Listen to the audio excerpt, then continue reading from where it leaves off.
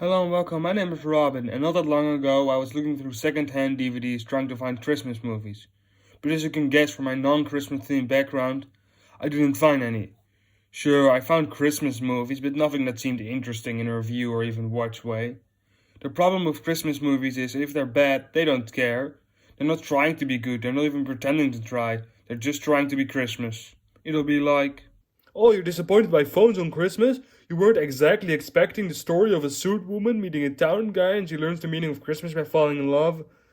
The only thing surprising about this movie is its sometimes unsubtle Christian worldview, but that's just because you weren't looking when it showed its production companies are Inner Light Cinema, the Good Book Movies, and Drink the Blood of the One True Savior, for they must remember that they are born in sin, so they must pray that when the day of reckoning comes, he will save you from eternal suffering films.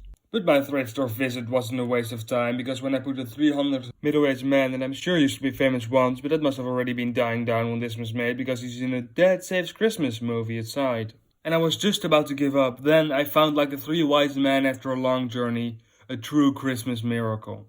Bigfoot, the unforgettable encounter, is my Jesus. Look at this box, this beautiful box. An 11-year-old boy, an age-old legend, a lifelong friendship. It's just so much just a guy in a suit. The movie starts with Bigfoot running away and stopping a car. This doesn't come back later. There aren't people saying they almost drove into Bigfoot or anything.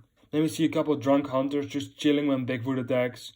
These guys could have very easily been written out of the movie, and Bigfoot even attempts that by running away with one. A park ranger, I'll call him the park ranger, says he'll try and find the stolen hunter. Some guy sees Bigfoot while painting. This entire movie, Bigfoot gets spotted way too easily for a creature that people doubt the existence of.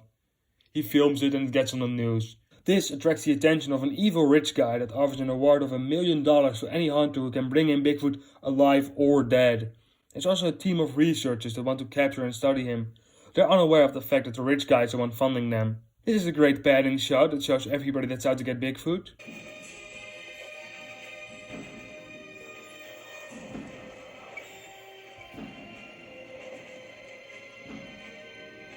Also in the woods are a mom, a dad, their kid, and his friend. His friend doesn't matter. He doesn't ask questions or say stuff that teaches us more about the main character or the world. He doesn't do anything like pick locks or cause a distraction. Maybe you could argue that he's there just so Cody doesn't have to talk to himself out loud. But they spend so little time together, I don't think they needed to invent a whole new character just so they can communicate their main character wants to explore the forest or free Bigfoot. While exploring the forest, he gets lost. This happens off screen because who cares about the region the plot of your movie starts happening? He's lost, move on. He's lost for a whole day, he had to sleep in the forest. Instead of showing groups of people looking for him, making me wonder when Bigfoot is and isn't very easily found, show him being scared and cold. That'll make us viewers feel bad for him and root for him more. So he's walking through the forest, he trips, he gets stuck in a bear trap, and then a bear comes.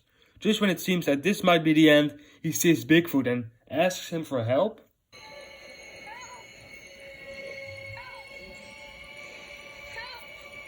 Bigfoot jumps in and Bigfoot and the bear start fighting. I hope the bear was fine. I also hope the guy in the suit was fine, because the bear seems to be winning most of the time. But Bigfoot throws a stone and the bear walks away. You don't understand a word I'm saying, do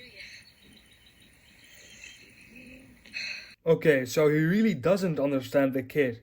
I got that from his expression, but then for the rest of the movie, Cody talks to him like he does.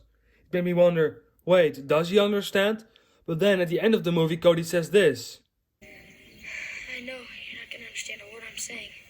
So why does he keep talking to him like he does? Bigfoot cleans his wound in a waterfall, so the kid knows to do it too. And I've got to give it to this movie. This is kind of a bonding experience, and later in the movie it serves as a landmark to help find Bigfoot. One scene, two functions, that's good storytelling. There is what can only be described as a subtle, soul-crushing meaninglessness in the actions of the characters in Bigfoot The Unforgettable Encounter.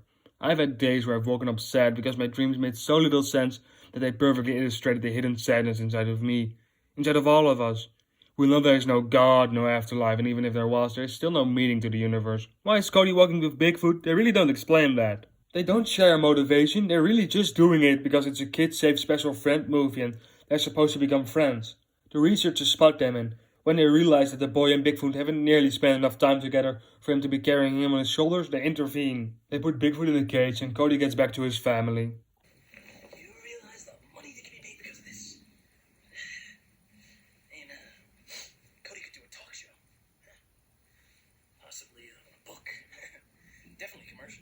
dad really doesn't have a moment where he realizes Bigfoot isn't something you should use to make you rich, but just a piece of nature. He just kind of stops talking about it. That night, Cody breaks out Bigfoot. Guess the other kid's there too, but he doesn't do anything. The next day, his parents make him confess to the professor. They have an argument that Bigfoot deserves to be free, but now that he's out in the wild, hunters will kill him. Rich guy pulls the professor aside and says this. I didn't give that generous donation to your university to create a hindrance. I did it so that I could get some assistance. Then what are the hunters for? Why get so mad about her not selling Bigfoot? Try and buy it from the school. It doesn't make sense. With your permission, if Cody could take us back to where he first saw Bigfoot, if he could lead us back there, maybe we could save his life. They're a very territorial animal. How could you know Bigfoot's territorial? But okay, they ask Cody and he says... It was weird. I mean, all I can remember is that there were a whole bunch of trees and there was this really, really odd noise. I don't know why he doesn't remember. It feels like this must have been a leftover from a previous script. That's how little sense this makes. They still piece it together and head to the waterfall. They find Bigfoot, he saves the professor, and after shooting him with tranquilizers, she realizes she can't go through with her plan. She sacrifices science for Bigfoot's freedom. The park ranger says they can bring him to a wildlife reserve. That means they'll have to drive him there. A chase scene happens and it's fine. There's people watching it on the news, so you know when to cheer. They arrive and Bigfoot is safe. While watching this movie, I thought, man, I'm smart. During my review, I'm going to say, so what is now in a nature resort? This movie has very well established that doesn't stop the rich guy. But then he crashes through a gate and tries to shoot Bigfoot himself.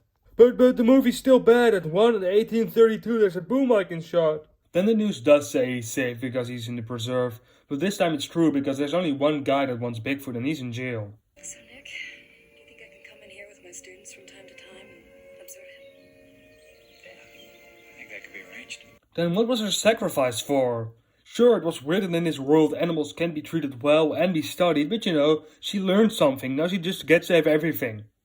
Bigfoot walks off in the distance as the boy wonders what he learned through all this. I only recommend this movie to a kid on vacation in like a log cabin that finds out there's a DVD collection and chooses this one. Watches it while his parents doze off next to him. Loves it and then for like 10 years somewhat remembers it, and it kind of takes on this magical form because all his good vacation memories are held together in a movie so loosely remembered that it can be anything, and that makes it perfect. And one day he finds it somewhere and he watches it with his girlfriend and all these memories from his childhood come back to him and he's able to admit that sure, it's not a very good movie, but it made the movie he is today and that has value. To anybody else that says it's just some corporate attempt to make a quick buck by turning out a cookie cutter kid save special friend movie where they didn't really bother coming up with motivations or show the characters becoming friends. But that part with all those cars driving in one take, that was kind of cool. Maybe some future Christmas I'll get a PureFlix subscription or find a DVD box as weird looking as this one but Christmas themed. Maybe I'll find another Bigfoot movie.